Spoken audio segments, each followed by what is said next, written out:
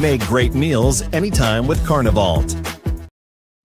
And we are back. If you care about truth, liberty, and protecting your family in a time of chaos, you're in the right place. This show is built for the kind of Americans that remember that freedom is something you live out, not something that you're handed. We speak plainly, we prep seriously, and we stand firm on God's word. I'm your host this evening, Chris Heaven, the CEO of Survival Dispatch.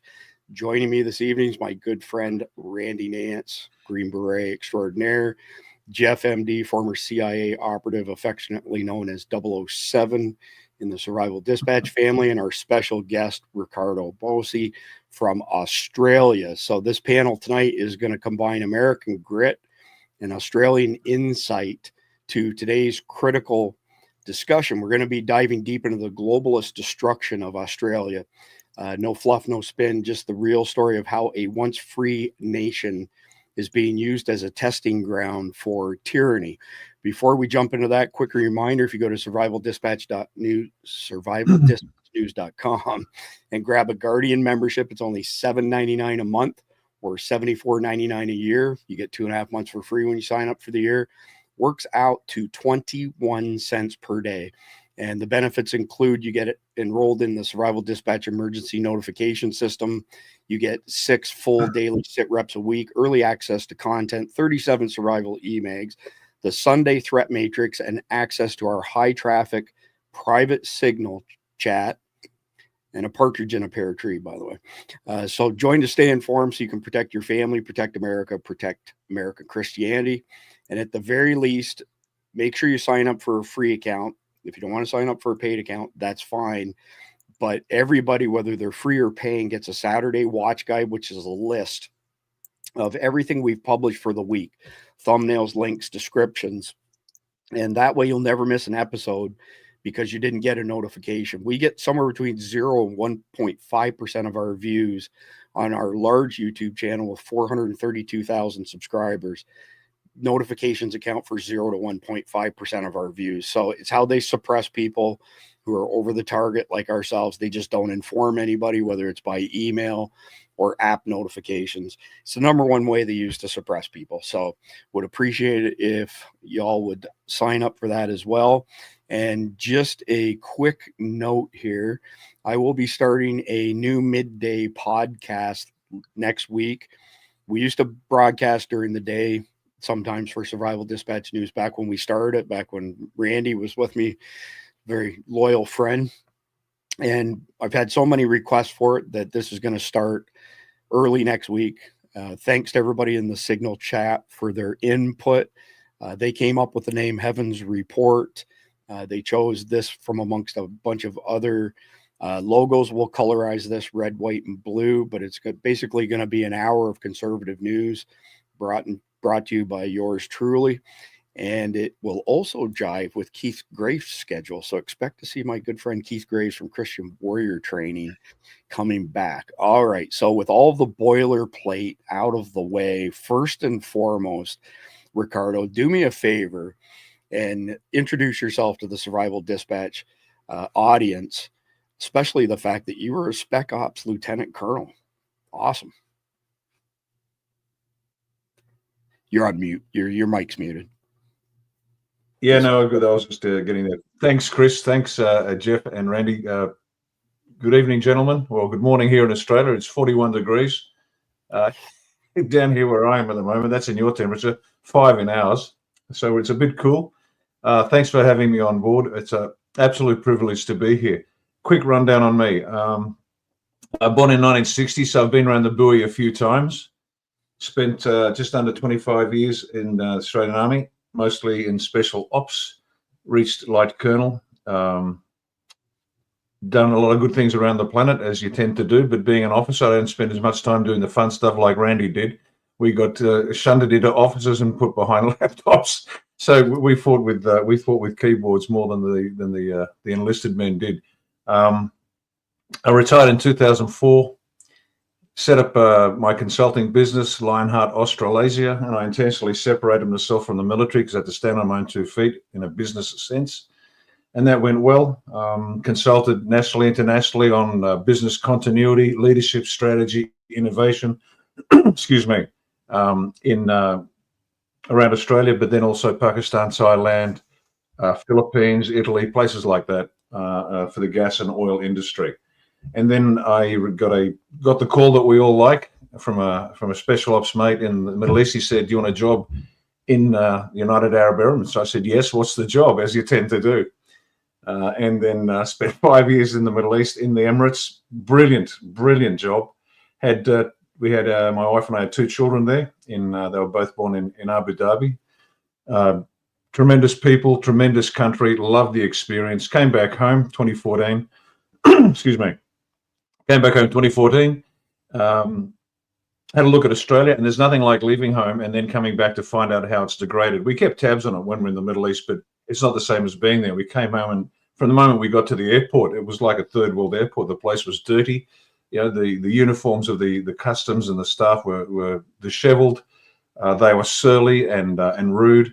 And I thought, my God, what's happened? Then we got the kids into school, and lo and behold, good Catholic school down the road, 300 meters down the road, which was fantastic. I could walk them to school every day. We thought we'd landed in perfection. And then bit by bit, we saw what the school was doing with the curriculum and what they were teaching and how they were teaching it. So we pulled them out of the school, and we've been homeschooling them for years now. Best decision we ever made, without a doubt. And on top of that, though, we realized that the country needed saving. Short version, typical military response to a problem. There's a problem, let's get stuck in. And so I joined a new political party called the Australian Conservatives. We had one election, failed. The founder of that then dissolved it.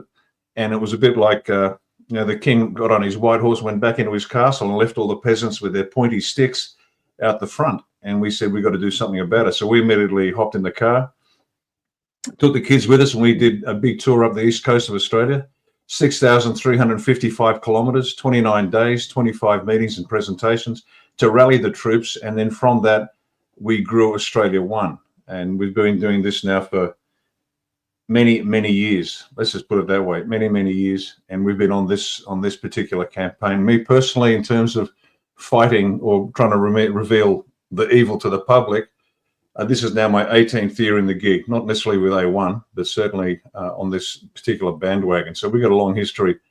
We started hard, and we just keep pushing forward. And now we've contested 6 elections, both at the federal and state level. We have developed a framework and a team. So anybody that started a business from scratch, and I've also started businesses, so I've got that background, the startup pain. But then the difficulty with the political party is if you've got an external locus of control and you need to be told how good you are, don't go into politics, because everybody hates you, and that's just me fine. And so we've got this great organisation called Australia One. Tremendous people, great people, grassroots, no corporate sponsors. Everything comes in $10, $20, $50, $100 donations. We've been going now for years. They're just solid, good people. And that's the core of the really the best Australians that you can imagine. They're just selfless, God-orientated. They know the difference between right and wrong, and they just keep pushing on. And that's where we are now. Our tilts at the election have revealed massive fraud. No surprise there, but we've actually gone through the whole process. We've got the fraud. We've got the evidence. We've shown the evidence to the people again and again and again. We've got teams of people who are experienced campaigners, experienced campaign managers, volunteers. Everything that's got to be done, they're out there doing it, and we just don't stop. And that's where we are. And we've been watching this controlled demolition of Australia now for many years, and we know the corner's being turned, and we can talk about that later. So that's who we are. We're happy as Larry, as to use an Australian expression. We're happy as Larry. We go to bed tired. We wake up tired. We're doing God's work God's way. That's our motto. We don't want him on our side. We want to be on his side, and that's the way we do it. Refresh that's my a quick memory. Intro. Is Larry a wallaby by chance? I don't know, probably a kangaroo. They're a bit feistier than the wallabies. The wallabies are smaller and shy. The kangaroos, they can tend to be quite big. The big reds, imagine a deer that spent 15 years in prison and in the yard lifting heavy weights. That's a kangaroo. Right. That's funny. So I think we should move on, Ricardo. It's people are not getting the full from fading in and out. Yeah, But no problem. That's a pity. That's all right. Never mind. It happens. Just a brief history of Australia from the East Coast. Captain James Cook, who mapped the East Coast through to Burke and Wills, two great explorers that went into the centre and died under a tree, left a little mark saying dig here for their remains, all the way through politics and defending the country. So that's all that was, just to set the scene. no, But that's it. We're a proud country, and we want to make sure we look after it. Okay. Yeah. So it's interesting. Jeff and yourself born right around the same time. Randy and I both born in 1969. So we're all old enough to remember that the forecast, say from Star Trek, of what we're doing right now seemed like, it was super far off in the distance. So it's amazing to me to this day. And I was an executive in the high tech industry for many, many years. It's amazing to me that we can speak to you halfway around the world like this and still have things work reasonably well, other than the audio in particular clip there. So let's move on. I've got an article I want to share here. Give me 2 seconds. It's difficult to be the producer and host at the same time, but we should be good to go now. There we go. All right. So Australia, one step closer to WEF tyranny, as digital ID passed in Parliament. And I won't comment on this too much, but essentially, Australia passed a digital ID bill in 2024 that pretty much perfectly aligns with the World Economic Forum's goals for the entire world. And it's essentially a centralized surveillance disguised as convenience. It's a model for globalists that they want to export, including right here in the United States. And I think as American conservatives and Christians, we've got to take this as a direct threat to our financial freedom and free expression. And I'm going to let you explain it, Ricardo, but I want to say this quickly just to set the stage for our conversation.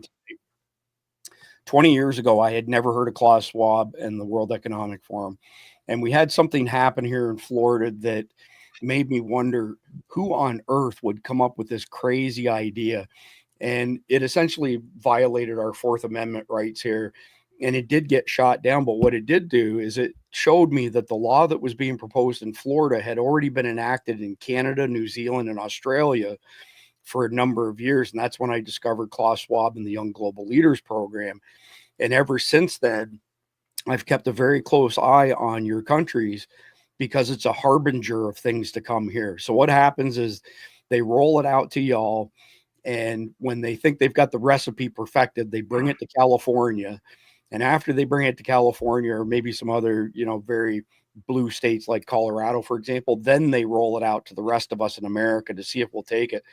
So I'm very interested in what goes on in Europe and the other countries that I just mentioned. So, Ricardo, explain your digital ID bill that passed last year. Yeah, just before I do that, though, you're exactly on the money.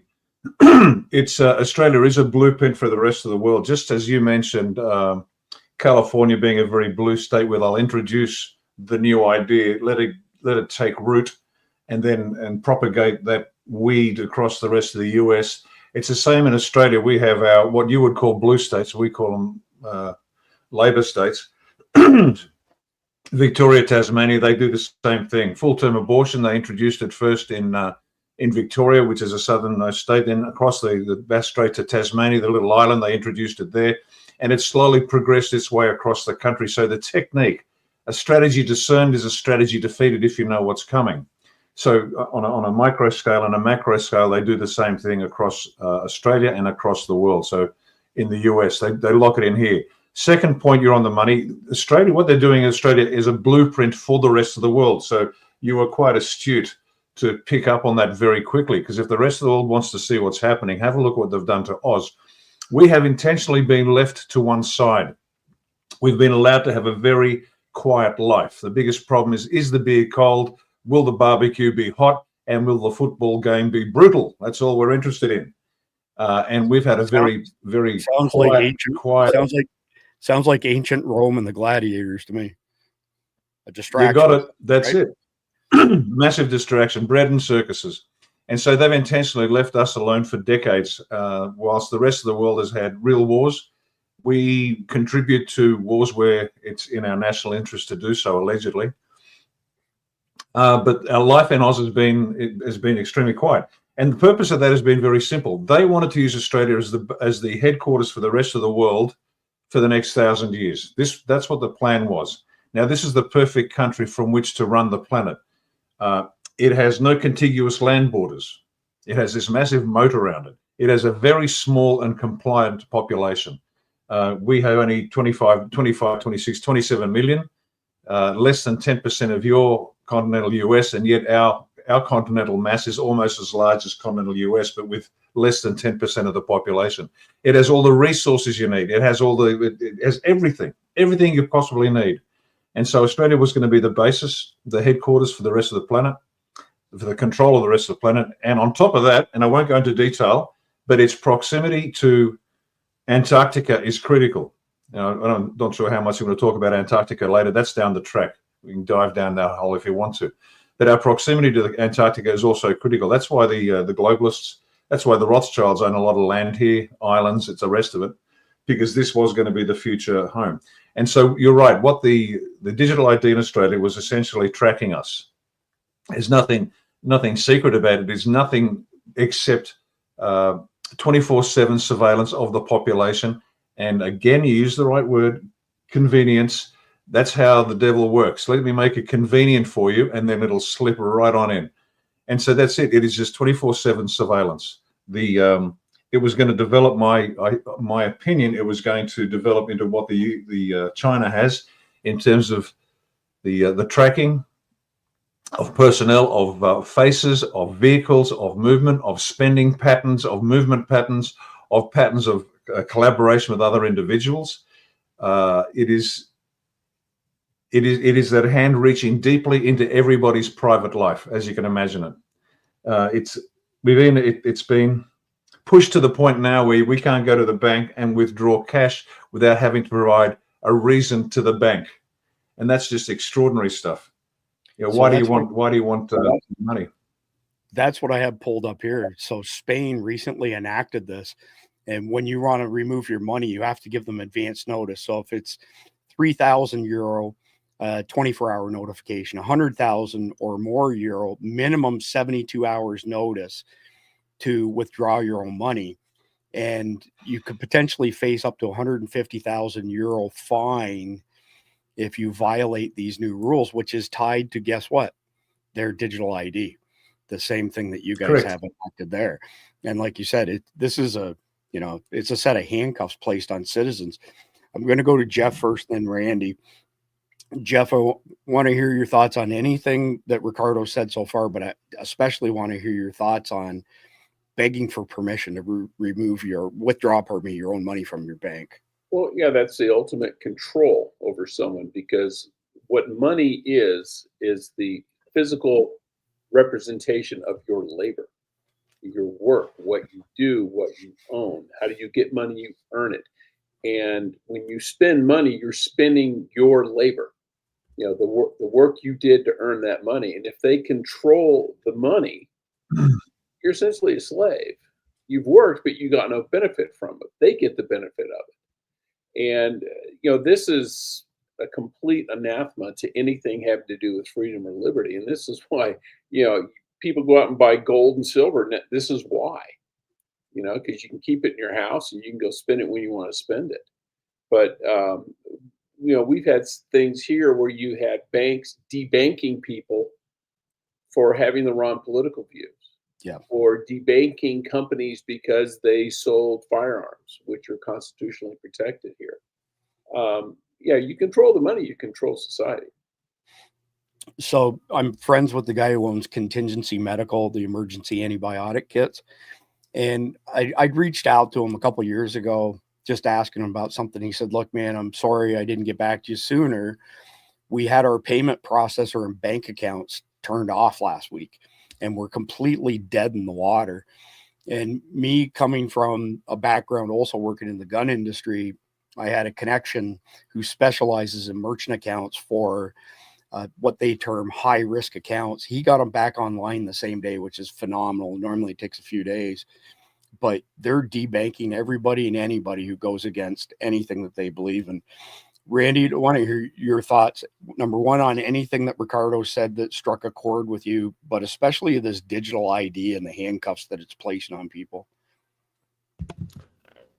Well, I think we've touched on it nicely. It's exactly what we think it is, you know, and you look at even the stuff we have here in America that has nothing to do with the financial sector, you know, whether it be Siri or whatever, you know, Google has its own little thing, you know, Amazon has one, and it provides all this convenience in your house because you can talk to it, you can have it, you know, change the channel for you. There's all kinds of things you can do with it, but it's also listening to every single thing that happens in your house. That's what it's doing. But it's provided in a way that it shows, hey, look how convenient this makes it for you. But that's really not what the intent of it is. And I still do not have any of those devices in my house, and I won't ever have one for that reason. You know, my parents do. I go there and they got their Amazon one up and they love it, but you know, it is what it is. Controlling the money is exactly what Jeff just said. It controls everything. And you think about, we look at what, you know, not what's flared up today. And certainly since we have a sleepy Congress, it hasn't come to full fruition. But we look at what, you know, Doge did, right? And then when they went in, what was one of the smartest things they did this time was they went and took control of the purse strings.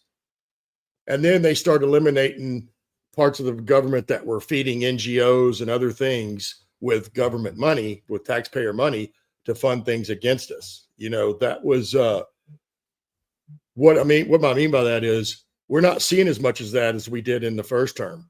And it's because they took control of the purse strings. So they're able to cut a lot of that stuff off. Well, you think about it now, as a society, of all of us just say, oh, here, we're just going to give the federal government or whoever complete oversight of everything we spend. What do you think is going to happen? Believe me, it is not for your convenience. It is for a measure of control. And, you know, I think we can really look at China, right? Because when we look at the global elitist, they love the way China has control over their population. That's very attractive to them. And that's what they would like to see everywhere. And I'm sure he's right. Australia was going to be the first, was going to be the home. Why? Because it is a big place. And you know, it was funny. It struck, even though the music, mine was also fading in and out. However, as I watched all those pictures, I thought to myself, heck, you look at their history, it's not much different than ours. Not much different at all, in fact. And so if it can happen to them, it can definitely happen to us. And I have no doubt that that was a test ground, and they're going to try to push this out on everyone else. Why? Because it comes down to control. Safe to say the old adage, absolute power corrupts absolutely, is very truthful. Just a quick comment on California, by the way, because I have a lot of friends in California. I personally don't believe that California has had a legitimate election in many, many decades. I know very few people, and coming from high tech, this is something, but I know very few people who support the Democrats there.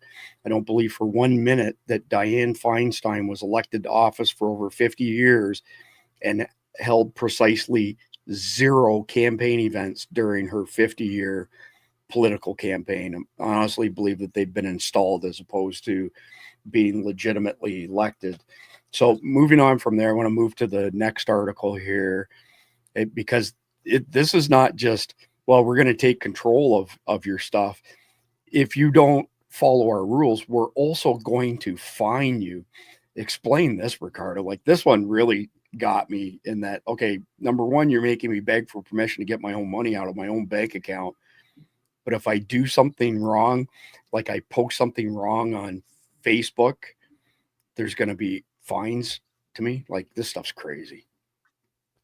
Yeah, it is. Let me just go just from the last comment. In terms of your money, people's money, and getting their money out of their account.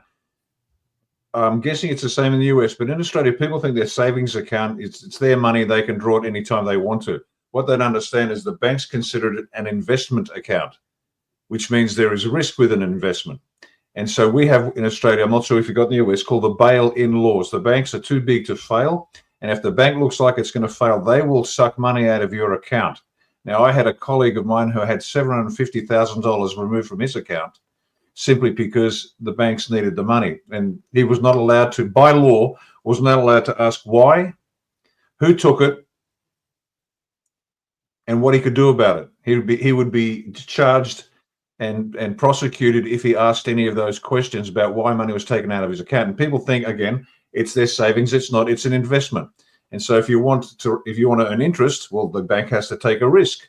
And if things turn south, then they're going to take your money. And that's another aspect of this financial control. Then they will take money, and they have taken money out of accounts the moment they look like they're in danger. Now, in terms of the social media fines, it was sold as protecting the young from the evils of social media. So the game plan was to put on the news lots of horror stories about young kids being trapped into sexting and the suicides that followed after that, because young kids, boys and girls, were embarrassed.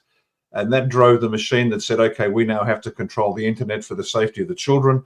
However, now what they're doing, again, this is the next step to control what and how you say, and you can be removed and fined and destroyed. So this is progressive control of our freedoms. This is through the social media, and you know how tough it is.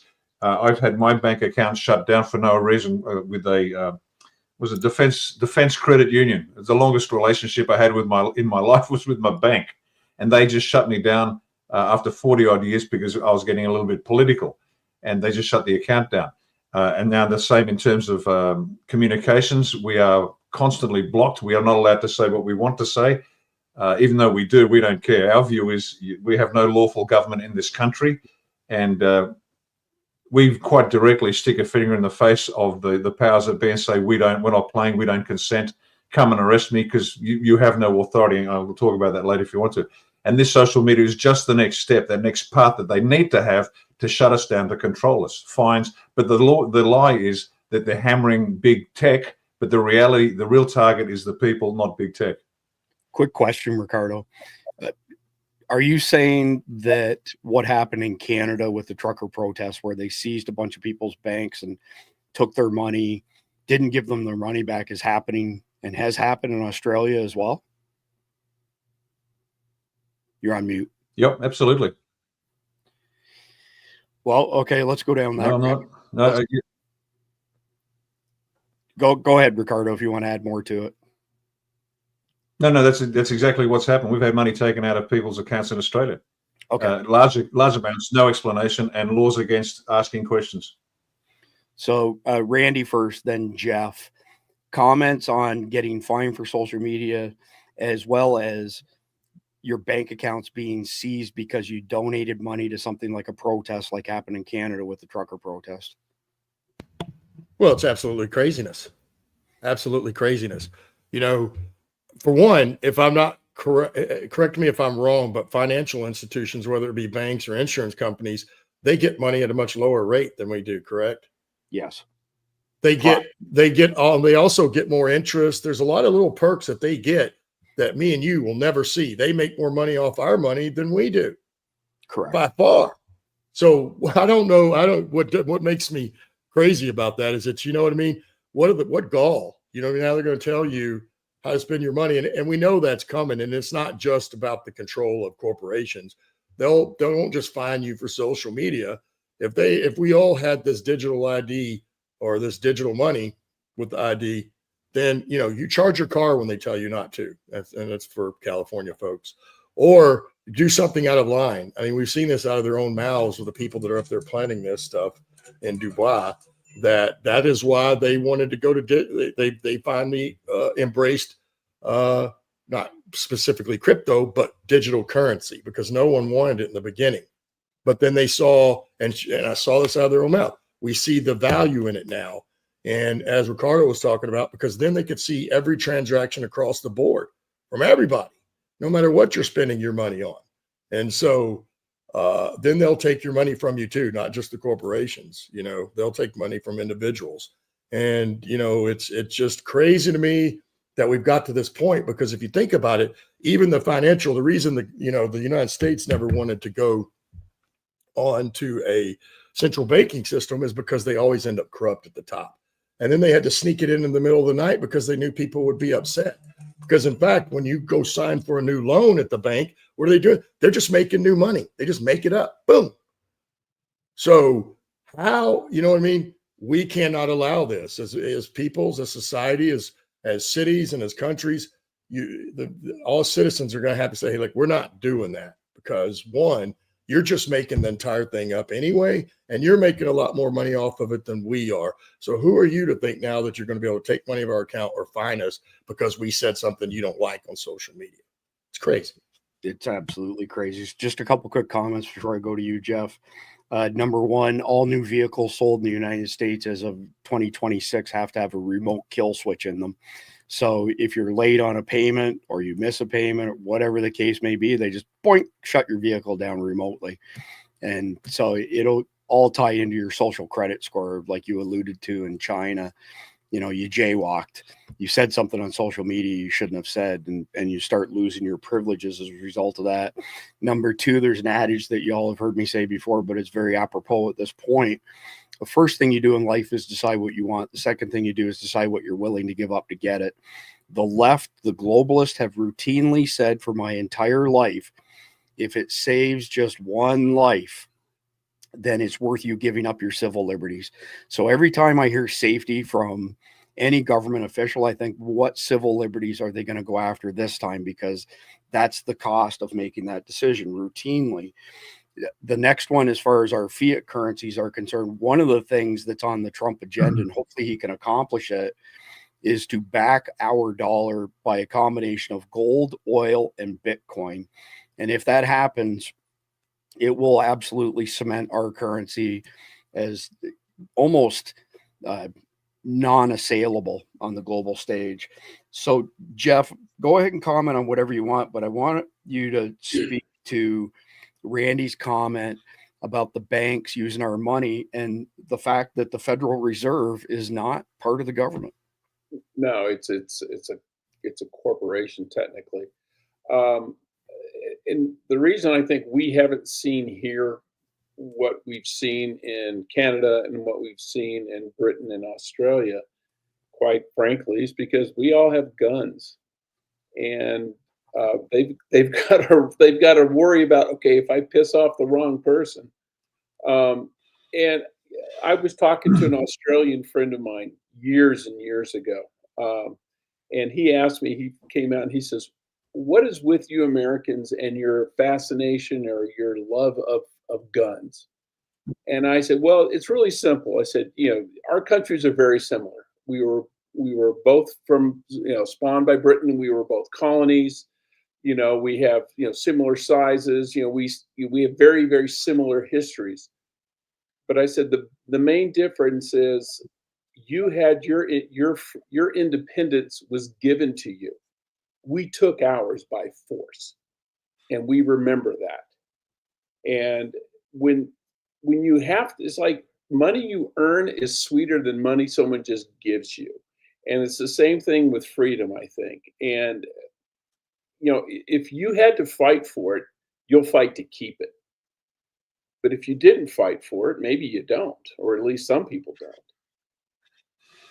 So great point, Jeff. I want to point out that the term 3%er came from 1776 and the tax on tea. 3% of the colonists stood up to the King of England and said, we're not going to pay this. And that kickstarted our independence, right? So current numbers as of today, we have 1.3 million active duty military members. We have 762,000 reservists, and we have 720,000 law enforcement officers. So that adds up to, just give me 2 seconds to quickly add that up. Call it another 1.5, 13, 2.8 million. Okay. So you've got 2.8 million people in military or law enforcement. You can pretty much say that 50% bare minimum are libertarians, proud Americans, not going to go along with whatever orders are given to them if it means doing unconstitutional things against American citizens. So now that takes it down to 1.4 million. And you take 3% of the current American population is around 10, 11 million. You've got 12, 13 million good guys versus 1.4 million jackboots at the biggest number. And don't think for a second that the powers that be are not aware of this. They know that if it escalates to that point where a measly 3% of Americans stand up, that it's all over. And you're absolutely right. So, Ricardo, one of the things we've been saying for years is that America is the firewall between globalism and freedom. And that's because, depending on whose numbers you want to believe, there are somewhere between 500 million and 1 billion guns privately owned in America. The ATF says it's 1 billion, which I'd like to know where they got that number from, because our Supreme Court said they're not allowed to keep databases like that. And if you go to the other end of the spectrum, they'll say 500 million. Put it this way, we have more guns than anybody else in the entire world does. And when somebody like Joe Biden says you need F-15s, not AR-15s, I would draw his attention to what happened in Afghanistan, Afghanistan and Vietnam, where, in Vietnam, they were given something like a dozen MiGs by the Russians, and they were all nuked out of service within the first month of the confrontation. They had no Navy, they had no heavy artillery, and we didn't have the wherewithal to complete the mission there. But we basically fought a bunch of guys with crappy AK-47s and crappy ammunition and lost. And the same thing happened to us and Russia in Afghanistan, partially because, again, we didn't have the wherewithal to do it right. But at the end of the day, 13 million pissed off Americans with guns would be more than enough to displace these people. So it's not in the brief, Ricardo, but I got to ask you a question straight up. What do you think the long-term implications are of Australians having their guns taken away from them is? Well, we're seeing it now. The what is saving the planet today, the one thing, and you're exactly on the money, but there's two parts of it. One is your Second Amendment, and secondly is the willingness of the Americans to use that Second Amendment. That's it. Absent the Second Amendment and your willingness to employ it, we would be a slave planet more than we already are, and we are a slave planet. That's point number one. Point number two, Australia lost its gun years ago because of a massacre at a place called Port Arthur. It was a cafe down in the state of Tasmania. It was a false flag, but it was used to strip us of our weapons. And we know that, and the poor individual that was charged and found guilty or forced to admit to the crime is a simpleton. He literally had no capacity to do it. There was a false flag, a black op, let's say, and they stripped us of our weapons. And now we've got a problem. Now, having said that, please, from my perspective, looking at this professionally, I'm sure Randy would agree, we have far fewer weapons in this country. Then we might not be able to stop a conventional war, but we could, if we wanted to, and we don't, because A1 is a non-violent organization. We are seeking a political solution, not a military one. That's for other people to do. But if push came to shove, we could start a guerrilla war that would evaporate the police in the first instance and then everybody else after that. Now, it would be bloody and long, but we would win. So, but that's just from a professional perspective. Randy and I could sit down for half a day and come up with a decent guerrilla warfare campaign to take back Oz. This is our bread and butter. This is not hard stuff. But you don't want that, because the guerrilla don't win a war. You got to slip to conventional to actually win. We know that. And your Second Amendment and the willingness of the American people to use that has saved the planet. Without a doubt, every country eventually has got to get that Second Amendment. That's why we as Australia are pushing for a constitutional republic with enumerated rights. And whenever I hear people say, oh, we don't want to enumerate rights, I know that they're working for the bad guys. We don't want a democracy. We don't want the tyranny of the mob. We want each individual like you to have a set of rights that are inviolate. And if you try to violate them, you're going to come off second best, I can promise you. So everybody needs it, every country. Now, having said that, there's another layer to this stuff. We used to have a very good gun culture in this country. We really did. It wasn't a problem. And when I first joined the army, just a quick story to demonstrate how much we have changed. When I first graduated as a second lieutenant, we flew up to Townsville. I joined my battalion. The battalion had already deployed to a training area down south. There's a sergeant waiting for me at battalion headquarters. And I said, okay, Sarge, what's the drill? He said, no worries, sir. Pack up, get tooled up, and we go to the local domestic airport and we'll fly down to Shoalwater Bay. And so there I was. I got an M16. He had an SLR, 7.62 FN, for those that know the weapon. It's a good weapon.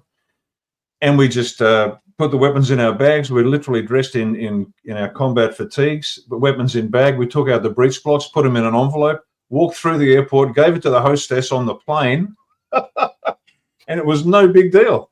And we just hopped on with our weapons. She got the breech blocks. We put our weapons above the overhead locker, flew down. When we got off the plane, she just handed us no check, just handed us the breech blocks. Thanks, gentlemen. Have a good day.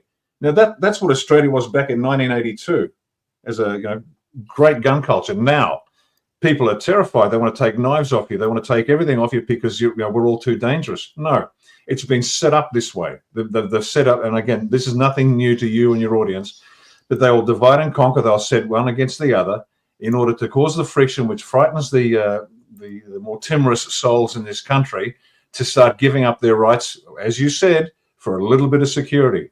And the security was never needed because it was a fabricated problem. So every country in time needs to get the Second Amendment. Every country in time has to defend itself at that individual, family, community, regional, state, and national level. And that's the way it's got to be done. We push power, real power, political power, firepower down to the lowest possible level to ensure this never happens again. So this next article is pretty interesting with regards to Australia, and I'll just very quickly summarize it. So Simon Black is the author here, and he outlines how government overreach during COVID hasn't gone away in Australia. It's just changed form. The restrictions never fully ended. They just evolved. This shows the pattern. Crises are used to expand state power permanently. And just my advice to our audience, just from the peanut gallery here, is this is what every American patriot should be watching for and paying attention. This is why we need to pay attention to what's going on in Australia, because they're cooking up a recipe to bring it here. And it's a perfect bellwether, harbinger, crystal ball, whatever you want to call it. Randy, I'm going to go to you first, and then Ricardo, and then Jeff, to get your comments on not just Australia, but multiple Western countries that enacted these restrictions on their citizens, and they now have way more power than they did pre-COVID. Randy? Well, we saw that for a short period of time here, and we're only lucky it didn't slide and keep sliding and going. And they definitely tried. You look at some of the states that definitely held them. Maine, Michigan. There were several states that, New York tried to keep extending those things with the COVID thing. And, we could have very well seen that here. And that is the problem with it, because remember, we talked about it back then. Anytime the government, and I don't care which one it is on the planet these days, starts telling you that they're going to do something in the interest of public safety, they're just lying to you. They're painting the picture it's going to be safe for you to do this.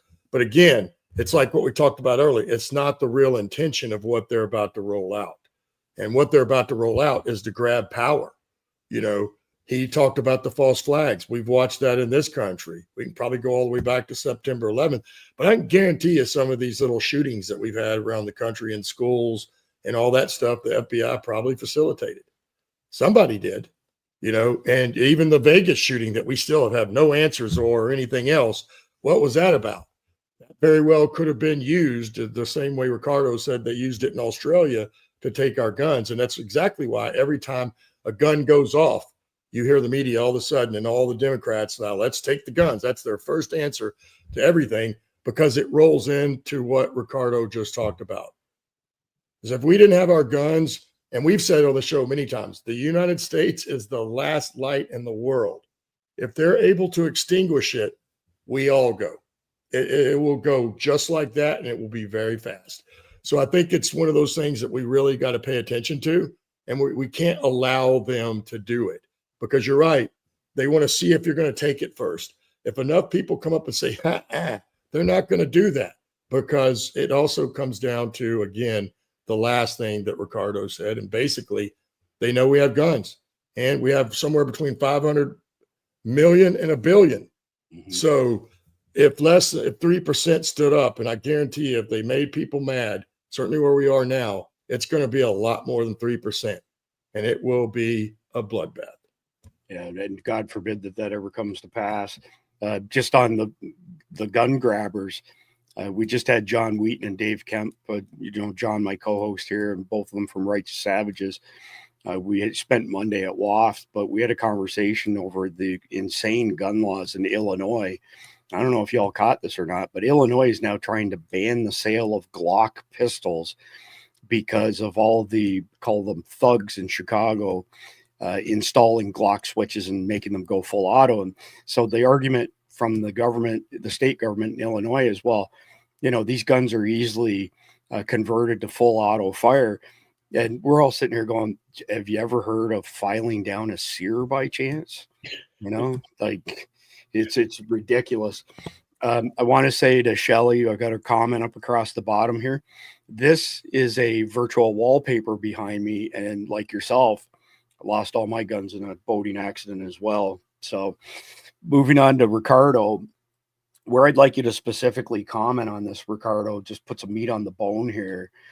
Tell me about the internment camps that Australians were held in who either didn't get the jab or left the country and came back into Australia, and the government chose to isolate them again in internment camps. You're on mute, Ricardo. Yep, it's a horror story. But let me, and I've got to add to this, give you context. Australia's like the dodos, the Australians. I mentioned earlier how we've been left alone for decades. So we as a species, we as a population, or some of us anyway, can't identify a predator or a threat. We literally cannot, because we have not been threatened on our land. And so we've got decades of people who have been brainwashed and through the media and everything else to not spot a predator, just like the dodos. I think it was on the island of Mauritius. They had no natural predator. And when the Portuguese sailors turned up, they just wandered up to the Portuguese sailors, and the sailors went, great lunch, lopped off their heads and killed them into extinction. That's Australia, because we haven't had this constant threat to our lives and our liberty and our property. And so that's the context of it. So when these camps were opened, oh my God, COVID, it's terrible. You're all going to die. They had, let me give you a couple of examples. One, there was a $300 million camp built by, the government paid a contractor $300 million to build this camp. This camp actually had gas pipes between the blocks. So imagine the temporary accommodation you see on work sites, but half that size, like a room that can fit maybe a bed or two, and they're all in rows. And they had to stay in that room and sit on the veranda, and were not allowed to leave that, and they were literally delivered food. If they broke that rule, they were then arrested and imprisoned. They were already in prison, but at least this is allegedly a get well camp for a couple of weeks of isolation. They eased it in, and they literally had gas pipes between each of the blocks. Now, add another element to the corruption of this. The Masonic filth that got the contract to build that camp for $300 million, it was sold. He bought it back for a dollar from the government. So the government's hand in glove corruption. They take a cent off you every chance they can. Then you had pictures of little children having the nasal swab daily, and the little child is screaming in agony, and the nose is bleeding, and people just watched that and went, oh, okay, whatever. When this again, the camps. It's the response of the people which was egregious. One of the first times they locked people up, it was with some Muslim-heavy suburb in the city of Melbourne, Victoria, one of our southernmost eastern mainland states. They just literally locked up high-rise buildings and said, you can't get out. And there were people that didn't have food, didn't have water, didn't have medicine. And they did that in order to test the response of the general Australian public. And the general Australian public couldn't care less. And so it's constantly this IQ test that we're being given, and are we passing or failing? And at every turn we failed because the people didn't stand up. They refused to deny consent. They just went along with it. Now, we did have the largest rally in Australia's history. Over 2 million people marched on Parliament House in Canberra, the Australian Capital Territory. That's our national capital. And we were all there, and it was tremendous. But I warned them at the time. I'm standing on stage and I said, this is not about COVID. This is about something bigger. What they will do now is they will ramp it up until we squeal. They'll ramp it back a fraction and hold it there. You'll all go home, and then it's still in place. Exactly what you've been saying. The rules are still in place. The people just want to be left alone. They've been brainwashed to become these docile and compliant sheep. And I hate that word, but there's no other word for it. Who are just happy to just leave me alone. Don't bother me anymore. Just let me, pay my mortgage, and I'll even sell you my kids if I have to, but I've got to pay that mortgage. And how many times have you heard, well, what can I do? said 27 million people. It's extraordinary. So the camp issue, as you've got it up there, that's the one, in fact, there, 220 million plus. The builder got it back for $1. But those temporary accommodations have gas pipes between them. Somebody released the video, and there was a hue and cry, but not enough. Not enough. It is extraordinary. We keep failing this IQ test. We can throw up story after story after story, Chris, and we have been pushing up against this for so long now. And for whatever reason, the people, and we can go into the reasons, we know why, they're not withdrawing their consent. They're not refusing. And one last point very quickly. We don't have a lawful government in this country. They have bastardized and changed our constitution over and over and over again. There is no law. It is only out of courtesy and the understanding that we know we need some system in place, otherwise chaos will reign. But our federal government is completely unconstitutional. The bureaucracy is completely unconstitutional. The military has no authority, and yet there they go. The police, they're part of a corporation, and so they are effectively children with guns and badges threatening people. It's a criminal enterprise. There is no law in this country. As I said, the only reason we haven't turned it on its head is because we understand that the cost of pushing back with violence would be too great, and the wound would never heal. That's why we have to take this, and I'm saying this very clearly so we're not misunderstood. Nobody here is advocating violence, but that threat of violence from the people against the government is key to our success in preventing from this ever happening again. Thanks, Ricardo. Jeff, I want to come to you next. And what do you think would have happened in America if they tried to put people in internment camps? And give me your thoughts on whether it be a hardcore Democrat state or here in the South, what you think the reaction would have been. Well, I think there would have been violence if you tried to lock people up for not getting a shot. I know people lost their jobs and all sorts of things, but there would have been violence. And because people are not going to some people are not going to let you take away their freedom for nothing. And I've said it on the show many times, we have a Bill of Rights, and, the First Amendment, it's freedom of the press, freedom of speech, freedom of assembly. And I pointed out that nowhere in the First Amendment is the word except. And there is no public health exemption to any of the Bill of Rights. So they can't say, well, it's a health emergency, we're not going to let you assemble. No, screw you. I'm going to assemble. I have a right to assemble. And the main thing is do not comply. Now, you've got sheeple in California and New York and some of these places that will go along because they're sheeple. But you go in the South, you go to Texas, you go to Florida, you go to Arkansas, Louisiana, all these states, they're not going to comply with that crap. And the government, the local government, state government isn't going to try and make them. Well, so it's going to be on the federal government to try and do it themselves, and they don't have the manpower. I can't remember what it was. It might have been bump stocks when there was a suggestion. Well, actually, it wasn't a suggestion. They had used credit card records to determine who had purchased them. Yeah. And then there was a rumor that the ATF or FBI was going to go door to door, because they actually did go door to door for a number of people who bought forced reset triggers, right? Yeah. And some people knew how to handle it and some people didn't know how to handle it. I had a friend of mine, and he's a great guy. He wasn't wishing harm upon anybody. He said, if this escalates and they start taking away people's guns as a result of this, he said, I predict that there are 3 shootings. 3 times the authorities try to take somebody's guns and officers get shot, and that'll be the end of that baloney. So I agree wholeheartedly with what you're saying. We're running long tonight, and that's okay because we've got a special guest, but I've got to play a short message from our friends at CCW Safe.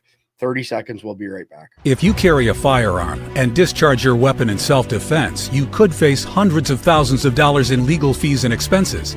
So carry the protection of CCW Safe, Self-Defense Legal Services Membership. Upfront payment of all criminal and civil defense costs with no out-of-pocket for members. Unlimited defense budgets. Unmatched legal expertise. Carry the same level of support police officers have. Carry CCW Safe, the highest caliber.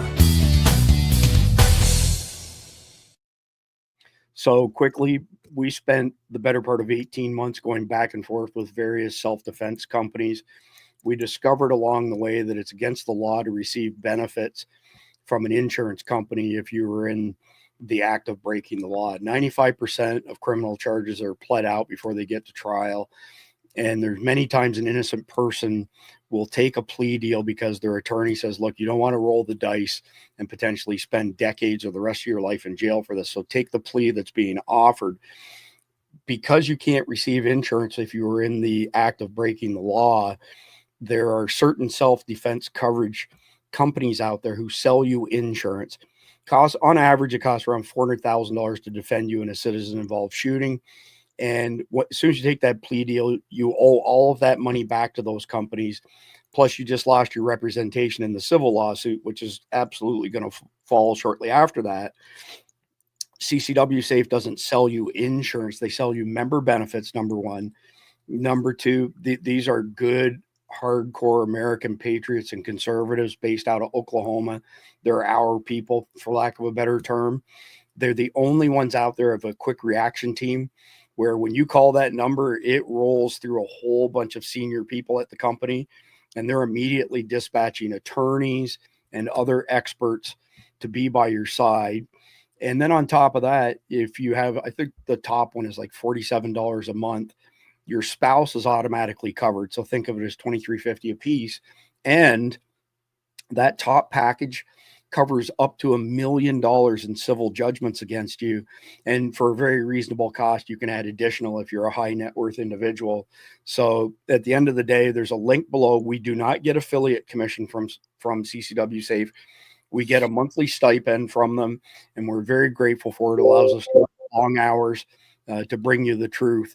And when you support our sponsors like Carnival, which is very high-end freeze-dried meats that nobody else is doing, and CCW Safe, amongst other companies that we have as sponsors, that's what keeps Survival Dispatch News rolling. So, Ricardo, I want to go to you first on this next one, because this was a glimmer of hope. So this is this past fall, October 29th, 2024. Several measures in Australia's COVID response would not be accepted again. COVID-19 inquiry report finds. A large-scale report into Australia's response to COVID-19 found trust had been eroded due to heavy-handed measures taken in the pandemic. What I did notice when I was researching this part is that there are a number of politicians in your country who are moaning and complaining over this. Like, how could anybody not accept these draconian measures? You know, we saved the world from the flu. So tell us about that. I'm assuming that you're familiar with this development. Yeah, we are. And that's what, 6 months ago, over 6 months ago. And it's actually got better. Background. We've had some phony politicians who were well on board and voted for everything in the last decade for all of the measures that the precursor laws required for COVID to take place. Example, in 2016, a law was passed in Western Australia, our large state to the west of the country, where police were authorized to strip naked and inject poison, their words, not mine, this is the legislation, into children. Now, 2016, COVID wasn't even on the radar, but all this required massive preparation, legislative preparation before it could take effect. And that all took place. So these phony politicians, both at the federal and state level, have been pushing this stuff. And then late in the game, they decided to become heroes to the people and start complaining about it. But it was all fabricated, it was completely false. It gave the people the impression that someone was fighting for them in Parliament, which they weren't, they never were, because we tracked their voting records. But it gave the people the impression someone was fighting for them, so the people would back down. Now, since then, the people are now really beginning to understand. They're starting to push back even more, not because they're brave, because they're terrified, because they now know that the truth is coming out, that the jab is killing people. The ramping at the hospitals is reaching record levels. Ramping meaning there are ambulances on the ramp leading up to the emergency room that can't get in because there is no room. They are waking up, the Australians are finally waking up that something very, very bad has happened. They're mainly scared and they're looking for somebody to help them. And so it's not so much this their spines haven't stiffened so much, and they're resisting and denying consent. They're now more scared. So we're not fussed why they don't, but that now they're starting to push back even more so than this article indicates.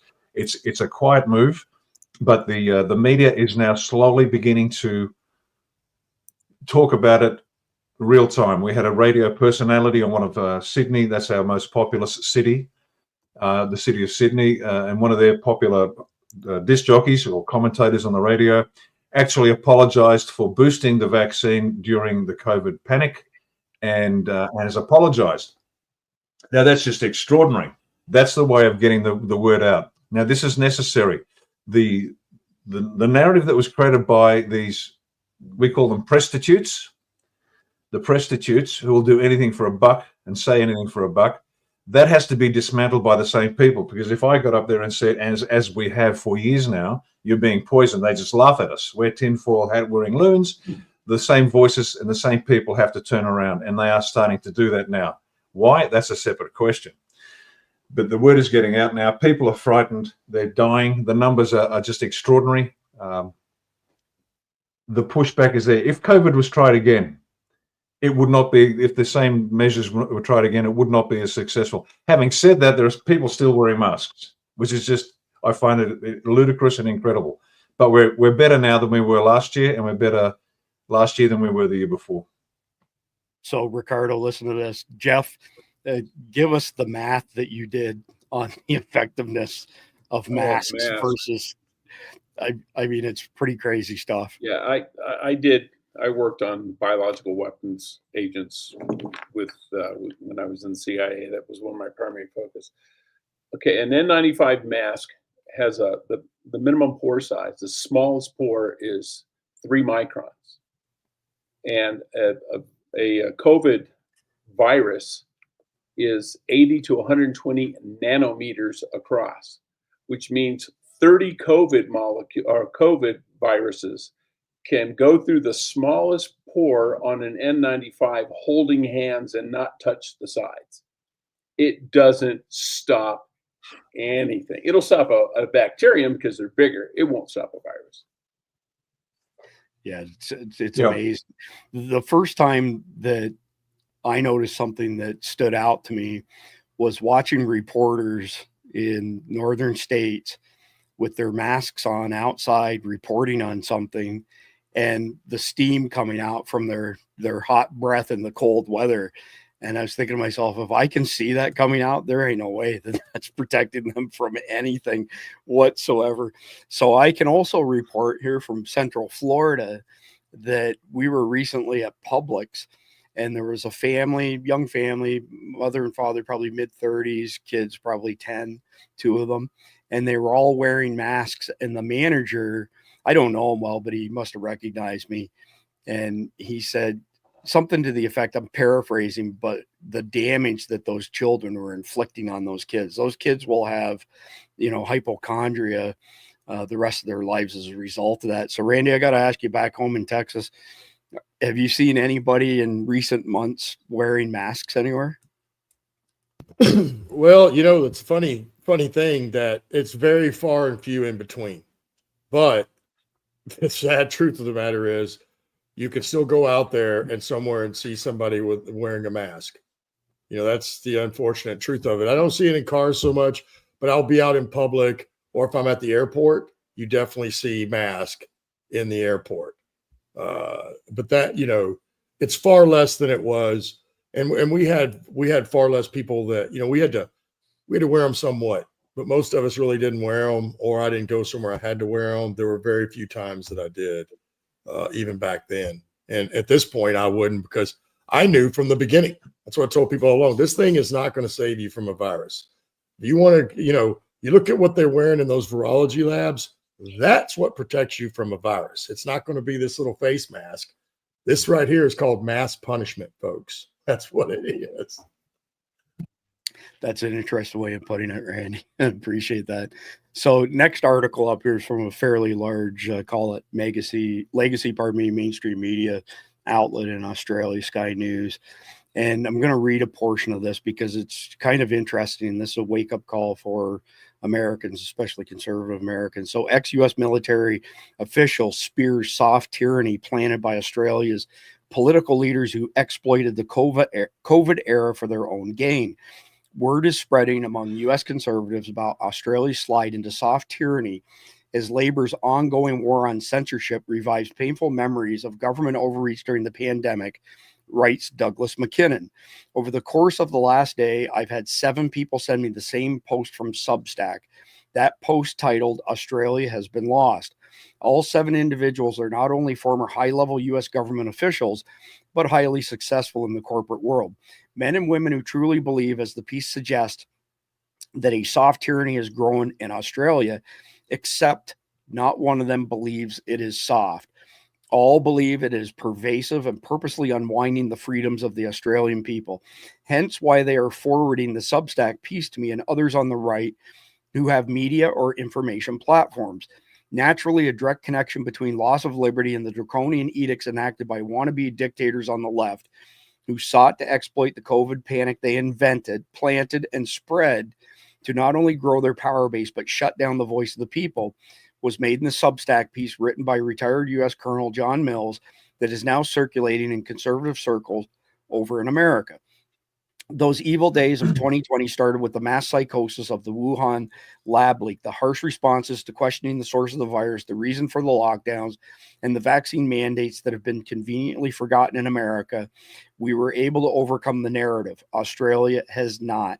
You are not allowed to say certain things. You can't talk about the pervasive influence of the Chinese Communist Party or the destruction of individual rights and economic opportunities. It is no exaggeration to say that countless conservatives, Republicans, and everyday Americans were shocked to witness how fast Australia became ground zero for such totalitarian, freedom-robbing dictates. As one former Australia official told me at the time, it was deeply disturbing to see how fast the inner Gestapo appeared in some of our police and leaders. So just a quick comment that I want to go to you and have you expand on this, Ricardo, is we had Major Jeffrey Prather on last night. Jeff and I, he's just an awesome guy, Intel expert. He's got a resume that's pretty impressive. And he said to Jeff and I, he said, do you remember when this whole thing broke out and there were videos of these Chinese people literally collapsing and dying in the streets? He said, whatever happened to that? We never saw that here in America. In America, the only people who were killed were the ones who were put on ventilators because they got paid $50,000, $60,000 for each one that they did it to, which is unreal. Just follow the money, right? But this is the end of the COVID discussion. I've got a few more news articles we'll share before we wrap up, but I'd love to hear your opinion on this article, which says this is not soft tyranny. This is not going away, barring somebody like yourself in Australia One coming into power. Yeah, it's not soft tyranny at all. We have, again, you've got to step back to see exactly why it looked like Australia fell quickly. Australia has been under the control of the Masons, the Freemasons, the Masonic filth, as we call them, since Captain Cook first mapped the eastern seaboard. This country was built by Masonic filth. Every aspect of life is controlled by Masons. The polity, the judiciary, the bureaucracy, the military, the constabulary, big business, big unions, the media, academia, every church, mosque, synagogue, lodge, and temple, all run by Masons. That's why it seemed like it happened quickly. It didn't happen quickly. They just rolled out the plan, and there isn't a lever of power in this country that doesn't have a Masonic fist pulling it one way or the other. So what looked like was a compliant population was in part true, but every copper, bar a few, and there are some few good cops, but basically the constabulary, everybody above the rank of sergeant is a Mason who will follow orders. Every military officer above the rank of bird colonel in your parlance is a Mason. They follow orders. It's as simple as that. And so that's what's been hidden, and that's what we have spent many years now revealing. Does Australia have a problem? Many of them. But how did it happen so quickly? How did we apparently lose that Anzac spirit, that fighting spirit that we had for so long? The Masons are controlling everything. And Randy will get this. The most egregious part for me on a personal level, and there's big problems in this country, but to have all those generals, colonels, brigadiers, you name them, that demanded so much of us, and rightly so, as members of the military, to turn around to be the cowards, and I've got to be careful here, otherwise I'll start using my famous salty language, but I'm incandescent with rage at the cowardice of the senior leadership of the military, because that's what they are. They're just bald-faced cowards who are too afraid to speak the truth, because if any one of them stood up and said, you're right, there's a problem here, let's do something about it, but they won't, because they've taken a Masonic oath and they are despicable beyond description. I mean, I don't expect much from politicians. They're just weasels. They get talking points literally. They cannot speak. They have no clue of what they're doing unless they get their talking points. But people like the military who should haven't done a thing. So that's why it seems like this tyranny appeared out of nowhere. It's in every facet of this country, and I'll finish on this point. The only way to save Australia is to implement martial law, clean out the muck, and start from scratch. And this is going to take years. And I've been very upfront with the Australian people, and they say, well, how can you say that? And I say very easily, because if we pulled out every Mason in every position they hold in this country, the country would cease to function. It's like denazifying Germany after the war. The trains have to run. Food has to be produced. The food has to be delivered through the logistics chain. But it doesn't matter where you go. You go to the farmers, the great farmers of Australia. They're controlled by the Masons. The land's being destroyed.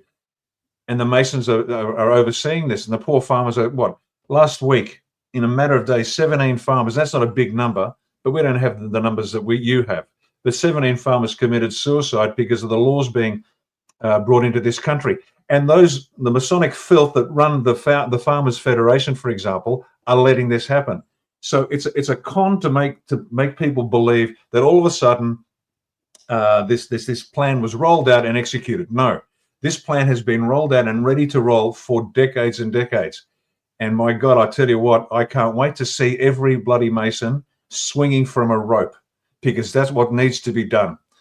The last point I'll make in relation to this is this. The reason that this pipeline of Masons, you get the junior woodchuck that wants to make it in life, they point to the senior politician or the senior general, and he or she gets told, if you follow our directions, you'll end up like them. Well, them has to end up hanging at the end of a rope, a nice hemp rope. And then all of a sudden the pipeline stops. This sounds brutal, but this is true. This is how bad it is in Australia. This is the only way the country can be saved.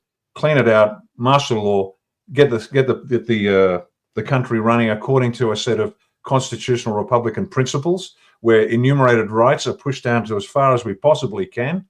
And there's Jacko and Norell from Upper Kumbukta West with a 12 gauge and an M4 sitting on their laps at the front door, telling everybody, best leave me alone. And it sounds brutal and it sounds barbaric, but when you've got your entire praying to the god of Baal and sacrificing children, that's where you are. You got to face the truth and take the tough medicine. Thank you for indulging me. No, of course, Ricardo. I want to point out there's some debates going on in some of the chat. We're broadcasting 9 platforms, and I would encourage people to look for the video, the Committee of 300. So it was recorded in the early 90s. Absolutely brilliant video that has been taken down countless times. I keep a copy on my laptop, my backups as well. I did find it on YouTube 6 months ago or so, and it had been up for a couple months. I'm not sure if it's still there or not, but look for the video, the Committee of 300.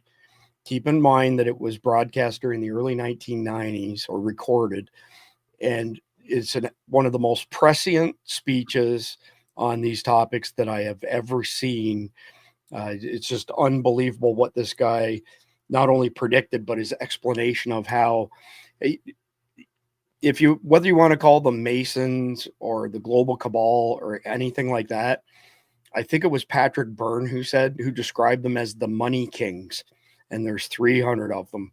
And if you watch that video, the Committee of 300, is a huge eye opener for how the global monetary system functions, and how if not all of the governments are engaging in political theater as opposed to real being a government for real. So listen to this one. This is not COVID, the one I have up right now. The Australian government is using a crisis to justify tyranny.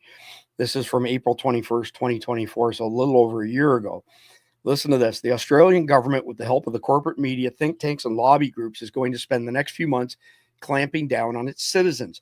Seemingly overnight, multiple tragic stabbing events have reignited discussion about producing new legislation aimed at minimizing what the law-abiding Australian public can view or post online and strengthening existing laws.